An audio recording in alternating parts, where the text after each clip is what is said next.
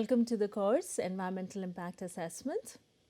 So in the previous class, in the previous classes, we had seen the environmental status. We looked into need, purpose of EIA and evolution of EIA in USA and in India. And this week onwards, we will start looking at the overall global timeline with respect to what initiatives were taken at international level and what incidences and movements were shaping the global intervention. So we're looking at this so that we have already looked at the environmental status. We have also looked at where EIA fits in, and this will help us. The global timeline will help us to understand the legal policy and the institutional framework, and then the various components which are involved in the process of EIA and how it's evolving and how it is changing with all the things which are happening or have happened and is happening constantly. So the coverage for this particular session would involve that you will be looking into the global environmental timeline from 1970 to 1999, and we'll be looking at it from the environmental perspective. And our major reference would be the ADB timeline here, as well as we are also referring to the UN training manual for this purpose, and then also international policy. So the expected learning outcomes, what is expected out of you after you finish the session is that you should be able to connect initiatives and events with the global environmental status and EIA. So you should be able to bring them together as we explore further. And you should be able to synthesize context for law, policy, guidelines, and institutions at different levels. So why we are doing it, what we are doing, and how, what kind of additions are happening now or changes which are happening now. So as I had said in the very first class, that earlier environmental movement was of preservation, conservation, and then with Rachel Carson's publication of Silent Spring in 1962 and Population Bomb writing of Paul Ehrlich in 1968, the environmental movement led from the was led, now it was changing towards the risk perspective. All this led to the formation of NEPA, formulation of NEPA in 1969 and first Earth Day in 1970.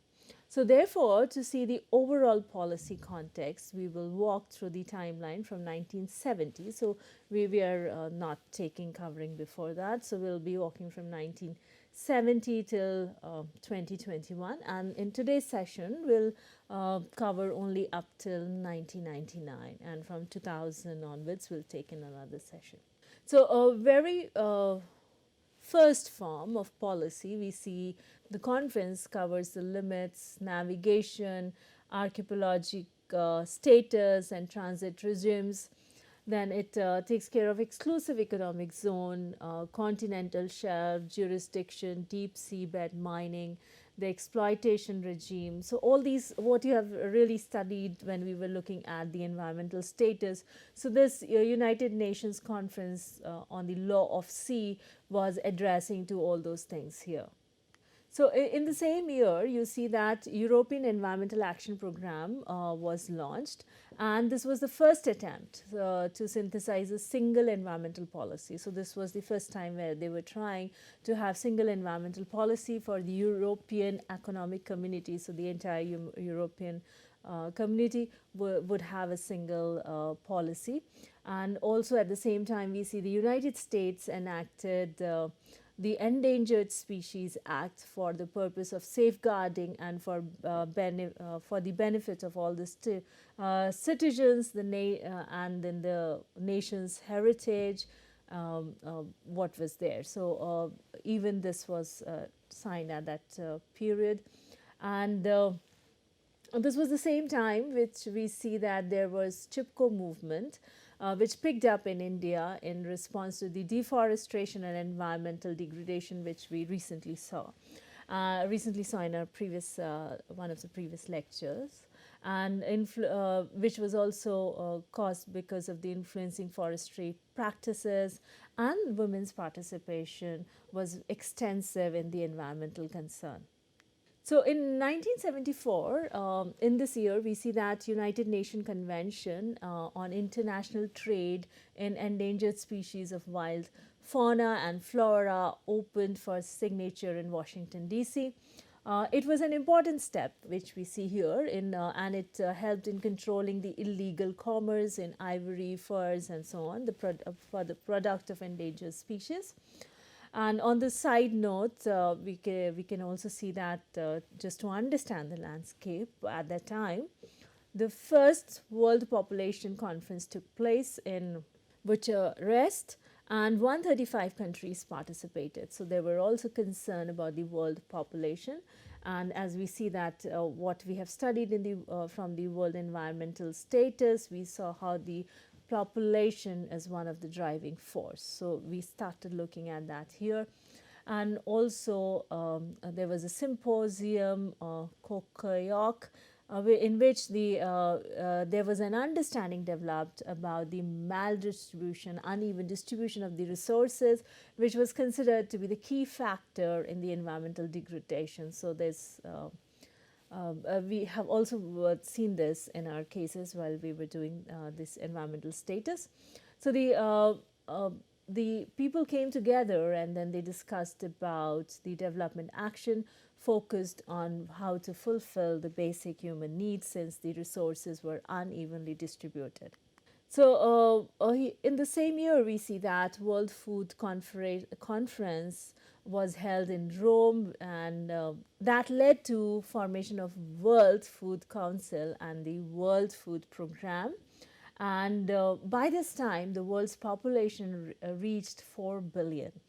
So you can also see that in this year, we also had research work which by Mario and Frank, which talked about the chlorofluorocarbons in nature with the implications for ozone layers. So this research was also coming in and throwing more light and understanding over the environment.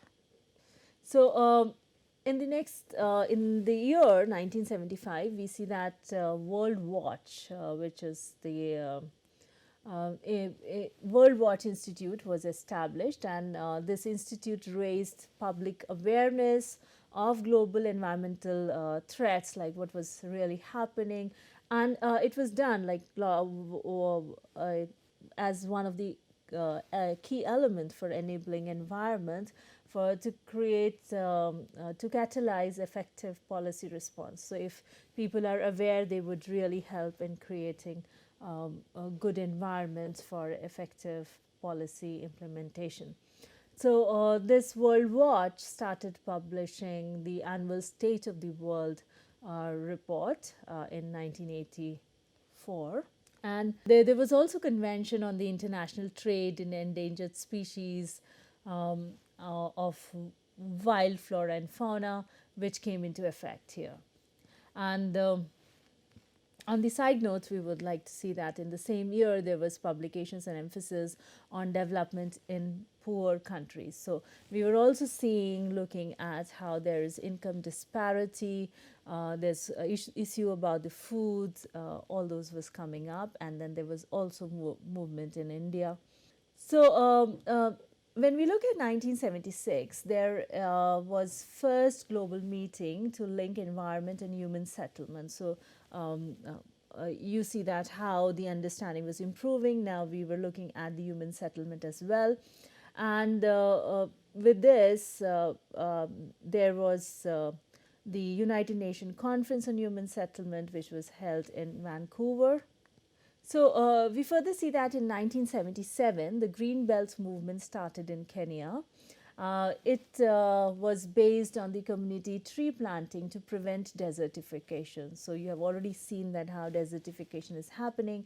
So in 1977, how the Green Belt movement started in Kenya. And there were other conferences also. People were coming together to discuss the issues. So United Nations Conference on Desertification was held in Nairobi. Then you also see the United Nations Water Conference held in Mar de Plata. And all of this, it sets the goal for providing clean water and adequate sanitation to all in the world by 1990. So that was the target which was set that time. In 1978, we see there was Amico Cadiz spill oil off the coast of Brittany. We see that, and that happened here. And we also see that OECD relaunched research on environment and economic linkages. So you see the oil, the accident happening here, and OECD relaunching the research on environment and economic linkages. So in 1978, we see that there was convention on long range transboundary air pollution. So that convention was adopted, and at the same time, so you see that how transboundary initiation started here. And we also see that there was also publication by Robert Steen on banking on the biosphere. So this was key element because it brought the procedures and practices of multilateral development agencies. So that way it helps in improving the understanding. And then we also see in the same time that there was another incident, 3 Mile Island nuclear accident, which occurred in Pennsylvania. So all these accidents, the economic related accidents were also happening. So like how we were developing this understanding here.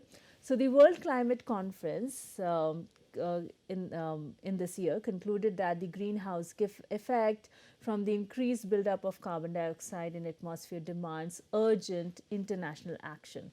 So there was urgency identified that how collective actions have to be taken for the greenhouse effect and all kind of development activities which were happening, and even how things have to be handled at the transboundary level. In 1980, we see that the International Union for Conservation of Nature, IUCN, it published the World Conservation Strategy. And in that section, in that particular section, they had a section on towards sustainable development.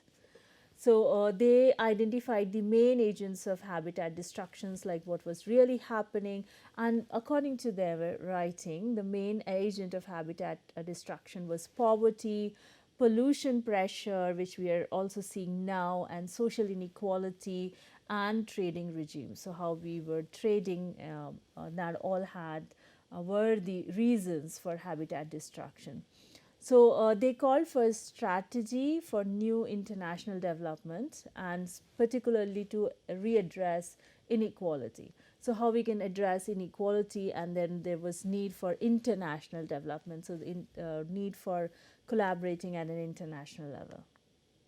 So this year, the term sustainable development was first time introduced into the international policy debate by the World Conservation Strategy. So we see that sustainable development term came here. And at the same time, we see that the Council of Environmental Quality, CEQ, and the United States Department of State released the Global 2000 report to the President. So the key point about this is that it was here that biodiversity was recognized for the first time. So we also see now in 1980, the term biodiversity, or the understanding of biodiversity, was acknowledged, recognized for the first time as a critical factor to a critical factor which was considered for functioning of the planetary ecosystem. So in 1981, we see that the World Health Assembly of World Health Organization adopted a global strategy for health for all by year 2000. So now the health concerns were also coming in. and it affirmed that the major social, so it was much more like looked forward to, like major social goals of government should be to be the attainment of level of health by all people that would permit them to lead socially and economically productive lives. So that is what they were looking at in 1981. We see that health concerns, that was acceptance came here. In 1982, we see that United Nations Convention on Law of Sea is adopted. The convention is adopted here. And in this convention, it sets rule for environmental standards. So now we see the standards coming in and the enforcement provision to deal with the pollution of the marine and environment. So this environmental standards came, and how those provisions can be made to deal with the pollutions of marine environment. So we had discussed about the range of problems which are there in marine environment. So now you can see at the international level what kind of conventions and standards are coming in. So in 1983, we further see that Australia adopted a national conservation strategy to implement the objective of World Conservation Strategy. So now the conservation part was also coming, and the World Commission on Environmental Development formed, you can see, it was formed, the Haarlem-Brundtland commission was formed. They were responsible to put up a report here. And also we see that development alternatives was established to look into the new relationship between people, technology and the environment. So now we started seeing people, environment as well as the technology, and in order to attain the sustainable development. So you see how each element is going on coming. And we see that another accident which happens in 1984, Bhopal gas tragedy. There's a toxic chemical leak, and which leads to death of thousands of people and injuries as well. And this led to the major industrial policy change and also environmental concerns.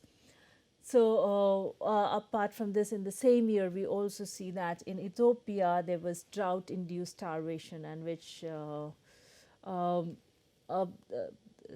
range of death is like from it's 0.2 to 1 million people died in this particular drought-induced starvation in Ethiopia. So you see the poverty, you see the industrial development aspect here. And our understanding evolved that environment and economics should be mutually reinforcing. So it should not be like opposing to each other, but it should be mutually reinforcing. And if you also recollect Mrs. Indira Gandhi's talk, which we referred to, how India's stand was for this sustainable development, or the perspective for the environment. Environmental concerns. So you will see that here we are looking at environmental and economic should be mutually reinforcing. So here we see that this understanding came in the discussion of International Conference on Environment and Economics. So in 1985, research showed Antarctic ozone hole. So our understanding further, like we saw about the Antarctic ozone hole, and we also see that World Meteorological Society, the UNEP program, and then the International Council of Scientific Unions met in Vienna, and they reported about the buildup of carbon dioxide and other greenhouse gases in the atmosphere, and they predicted the global warming. So now you see that how another aspect of environment is coming up about the global warming and the ozone hole. We also see development in this particular time, in this year 1985. Standards related with chemical productions were now adapted in many countries. So you see that in the previous years, the toxic leakage, those things happened, and some industrial interventions here also in this in 1985, which led to the standards related to chemicals production. So in 1986, we witnessed the Conference on Environment and Development, sponsored by IUCN, which was held in Ottawa. So here we see that participants defined sustainable development as the emerging paradigm. And there were two major concerns while they were considering this. That one was against the laissez-faire economic theory, which considers living resources as externalities and free goods. So the way we were looking at the resources, that it was opposing that, and then laissez-faire economic theory it was opposing, the people were opposing. And also it highlighted the concept of resource stewardship, how we are supposed to take care of each other or all the resources which are there. So this voice was raised in this particular IUCN conference. So in the same year, 1986, we witnessed Chernobyl incident. So that was about the toxic radioactive explosion in nuclear station. So that happened and that was disastrous, and you can also look at a lot of suggested reading and watch which we have given you for the details. So this also happened, which was again at a very different transboundary level. In 1987, we see another key publication which from the Brundtland report came up, Our Common Future. And with this report, this term sustainable development got very popularized. So now the term was introduced and now it was also getting popular, and then our scientific understanding of our environment also was improving, and then also how to deal with technology, economic, and also deal with the poverty and differences, the economic differences, and at the international level, how to deal with that. So that understanding was developing here. So in this time, we also witnessed adoption of Montreal Protocol on substances that deplete the ozone layer. So as with the scientific understanding, we also had the protocol here. And in this, by 1987, the world's population reached 5 billion. So in this year, you see OECD, the Organization for Economic Cooperation and Development, formulated guidelines for environmental and development in bilateral and policies for financing purpose. So now the funding was also pressurizing, or in a way guiding nations to go for sustainable development, align their development with sustainability. So in 1988, we see that the Intergovernmental Panel on Climate Change was established, and it was established to assess the most up-to-date scientific and technical socioeconomic research in the field. So we see IPCC was established in this year. And we also see the usage of technology. The satellite imagery is used to document the effects of fires in the Amazon. And then at the same time, we see that Chico Mendes, the founder of Brazilian Rubber Tapers Union, was murdered in December. So you see across the world what was happening. He had led a non-violent campaign to stop the slash and burn conversion of Amazonian rainforest to pasture land. So by his death, the attention was focused on the destruction of the world's largest remaining tropical forest. So at the same time, we were also losing forests, and we are seeing all the destructions happening here, and at IPCC also reporting being established to make give most up-to-date scientific, technical, and socioeconomic research in the field.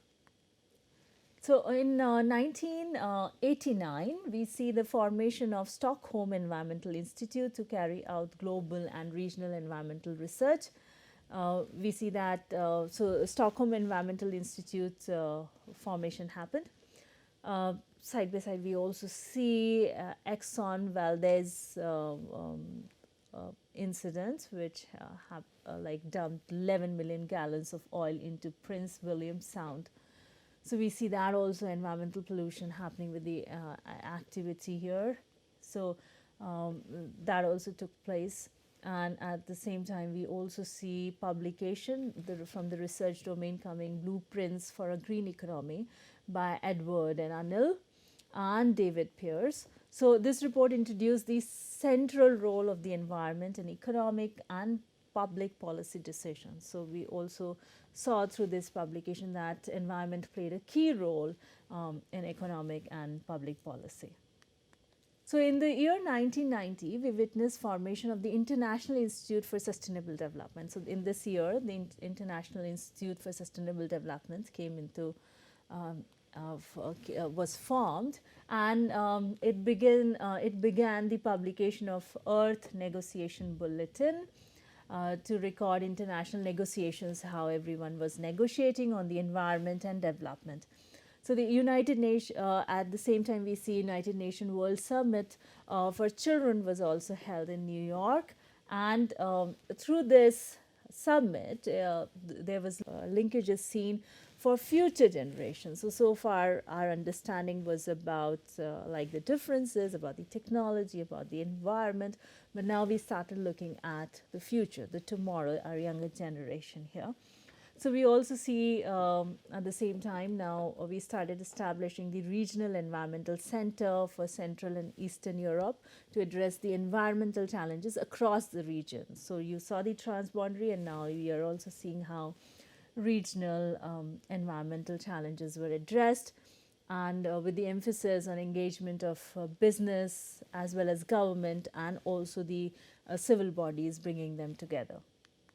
So in 1991, then we see that another accident happened, that was cod fishery on the Canadian east coast that collapsed. So 100 of oil fires were also burnt out and burnt out of control in Kuwait in the wake of Gulf War. So there was war also happening, and then another accident. And then you also see another research and status report coming, where IUCN, UNEP, Worldwide Fund for Nature published Caring for the Earth. So it had a strategy for sustainable living. It was a sequel to their previous report, and it was influential as it sets like base for 132 actions to increase the human well-being and to stop the destruction of the Earth's capacity to support life. So what ecosystem services are provided, how we stop doing destruction to that.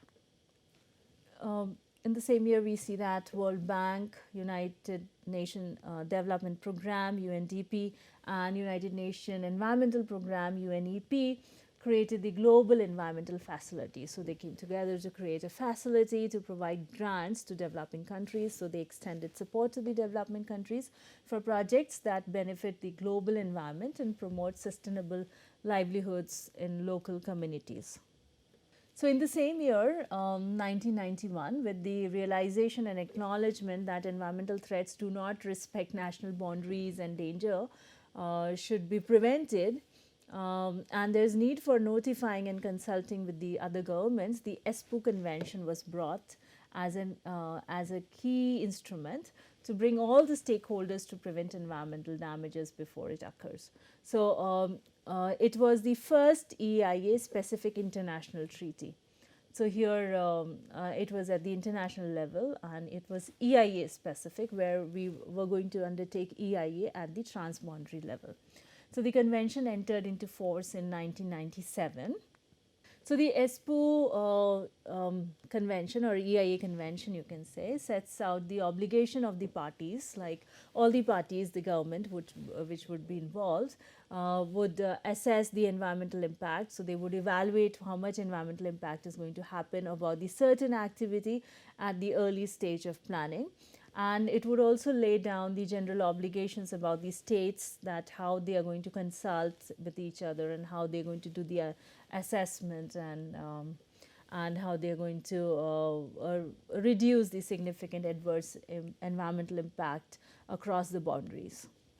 So I have given you links to the case studies and videos, and you can look at them. So there's cases of nuclear power plant, and this is given to you.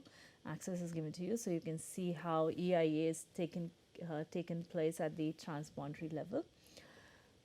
Now we look at 1992. So the here we see that Business Council for Sustainable Development here in 1992 publishes Changing Course. So now we are seeing what we were looking at was like from the research community coming. Now we see that it's coming from the Business Council. So it established business interest in promoting sustainable development practices. So now we are seeing that how the business community was also engaging, and there was platform to create interest for them for sustainable development practices. Further, we see in the same year that, which is particularly important for us, the United Nations Conference on Environment and Development held in Rio de Janeiro. Agreement were reached on Agenda 21 and the Convention on Biological Diversity. There was a Framework Convention on Climate Change and also non-binding forest principles. The outcome of the summit was first international agreement on climate change, which became the foundation for future agreements. Among them, in UN Framework Convention on Climate Change, UNFCCC. This framework aims to prevent dangerous human interface in the climate system. It accepts that human activities are created, so those kind of acceptance happened here, creating climate change, and it was recognized that climate change is an issue of global concern. So it happened at this time. So the UNFCCC was enforced in 1994. We could not. We would note that UNFCCC. We could note that UNFCCC is not legally binding to the signatories. With this agreement, all signatories came to a common understanding to reduce greenhouse gas emissions. However, no targets or timetables were set for the purpose. So there was for this, it was not legally binding. Further, there was no targets or timetables set, but there was an agreement, there was an acknowledgement. So, and also it required that there would be frequent meetings between the countries who signed, and then the signatory countries are known as the Conference of Parties, or COP, COP. And as of 2019, as per the data available, it has been ratified by 197 countries, including United States and India. So UNFCCC directed to use EIA as an instrument of national decision making through the principle of 17. Principle 17, principle 15 covers precautionary approach. And we find similar other aligned principles in EIA practice. India joined in 1992 and signed the agreement in 1994. We witnessed COP1 in Berlin and in this year, and then the outcome of that was the Berlin Mandate. And this mandate, this conference laid the background work for Kyoto Protocol. So you can see here the principle. In 1973, the United Nations Conference on Law of the Sea was held in New York. So following that, in 1992, we see that UN Convention on Climate Change and Biological Diversity. We see that it had the framework for EIA as an implementing mechanism. We see that in particular Article 4 and 14 referred to EIA. You can see here from the SNP. So in the following years, we see comprehensive reform of long established EIA systems, and then we see that how New Zealand, Canada, Australia and India implemented that. So you can see year-wise 1991, 95, 99 and 94 how like EIA system was being established. So we also see new or revised EI legislation enacted by many developing and transitional countries. For example, we see Vietnam, Uganda, and Ecuador also adopting it. So COP 1 took place in Berlin, and in this, the United States pushed back in this particular COP 1, and here the Berlin mandate was formulated. So with this, the United Nations General Assembly set up commission. So the commission was set up on sustainable development to oversee implementation of Agenda 21 into the program and process of the United Nations system. So that happened 1992 here. And in 1993, we see that United Nations Commission on Sustainable Development established there was a commission which was established which would ensure follow up, like what's going on with that. And then we see at the World Conference on, there was also World Conference on Human Rights in Vienna, which is another important conference we see. So there the government confirms their international commitments. So all the governments came together and they acknowledged their international commitments to human rights. In this, the first United Nations High Commissioner for Human Rights was appointed here. So we see in 1994 under the Global Environmental Facility, so billions of aid dollar were restructured and were for improving the decision making power to the developing countries. So a lot of funding was channelized here. So now you see how the resources are coming in. And there was also simultaneously North American Free Trade Agreements. Then we also see Commission for Environmental Cooperation, which was to facilitate effective cooperation of conservation, protection and enhancement.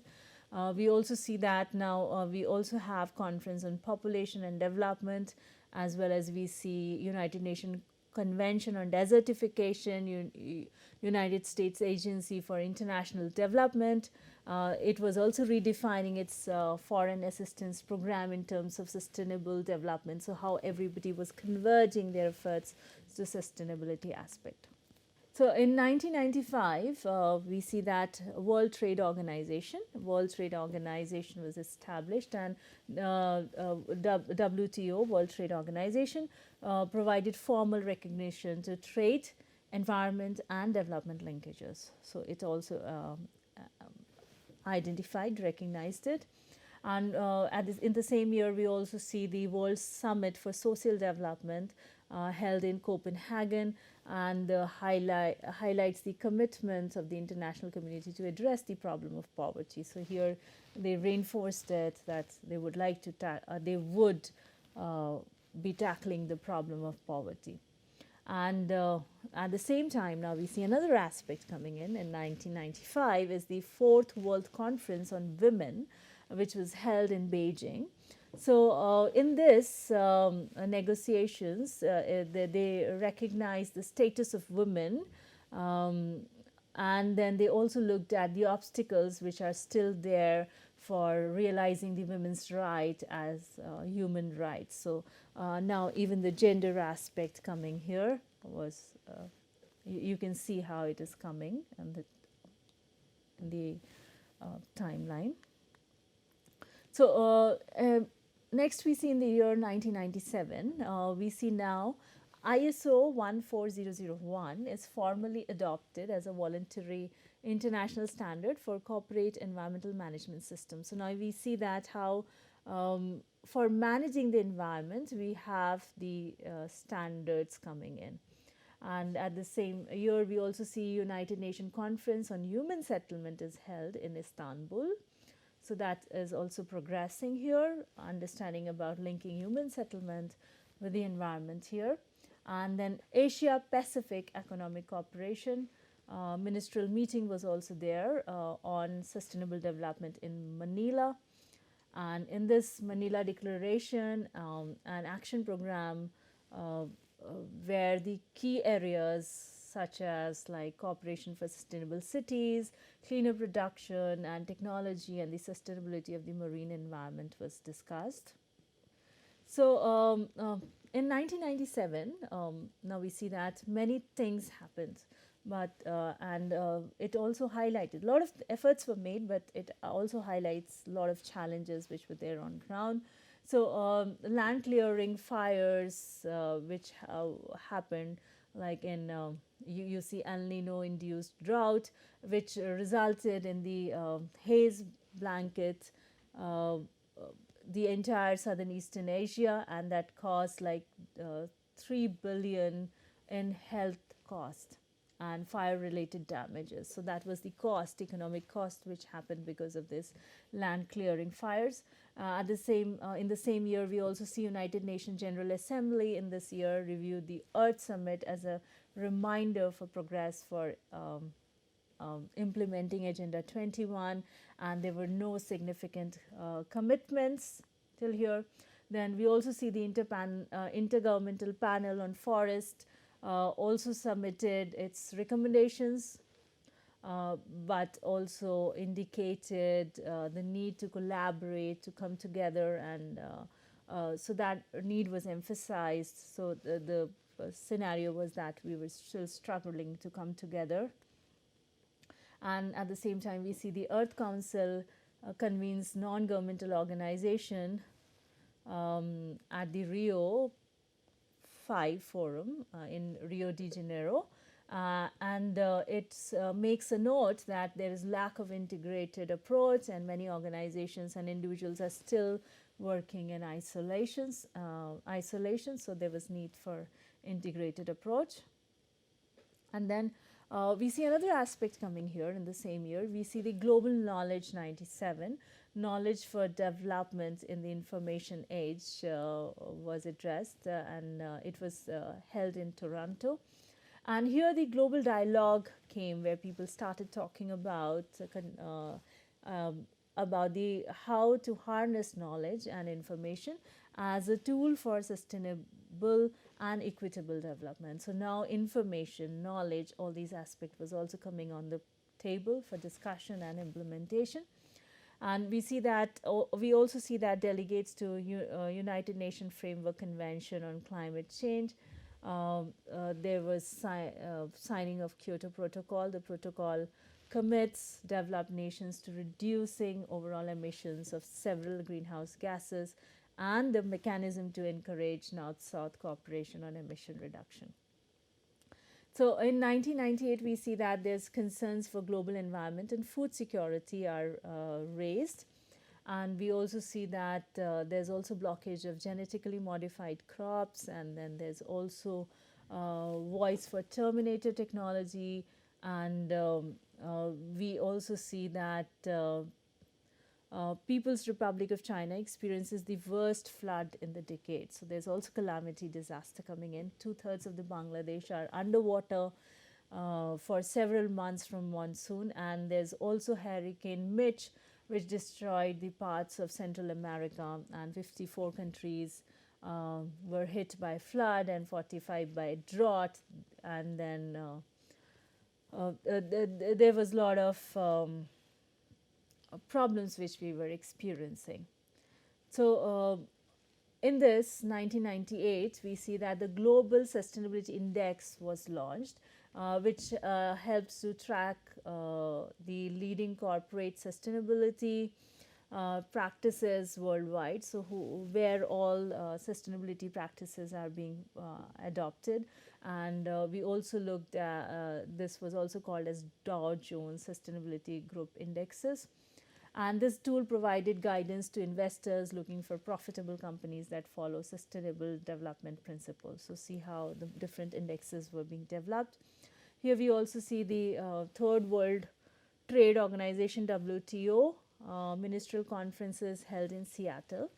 So it met with the protests. So there were protests, and now against the globalization and growth of global corporations. So we see now another perspective, the opposition coming to globalization. Also, we see the environmental groups and social activists coming here, and then how they were multilateral agreements on investments. There were oppositions against it, and by this time we see that the world population reached 6 billion.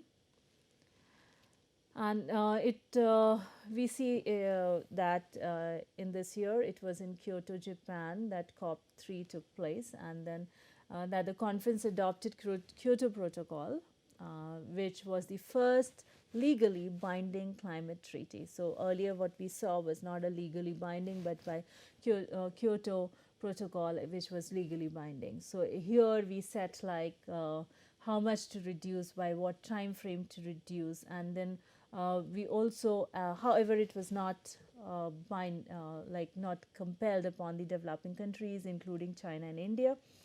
In this, we also see there was setting up of carbon market, and also there was concept of a system known as cap and trade was mechanized here. So in 1998, we see UNECE, Aarhus Convention on Access to Information, Public Participation and Decision Making, and Access to Justice in Environmental Matters. So now you see how information aspect is coming, also the public participation aspect is coming in decision making, and then access to justice in the environmental matter. So it was with the Aarhus Convention. So that was what we covered today. So we looked at the global environmental timeline. So we looked from 1970 to 1999 from the environmental perspective. So we looked at like how really we started from the silent spring, and then how eventually our understanding and inclusiveness increased about it. So how we addressed about the poverty, how we addressed about the health, how we addressed about the women, and also the biodiversity, and then the economy and the technology, information, as well as the public participation. So what keep reflecting like how we'll look at EIA, then how all these elements are now translated into acts and the notifications which you see. So we'll continue in the next session from here, from 2000 to till date we'll be covering in our next session. So these were our key references for this particular session, and these are the suggested watch and read. Please feel free to ask questions, let us know about any concerns you have, to share your opinion, experiences and suggestions. Looking forward to interacting and co-learning with you while exploring AIA. Thank you.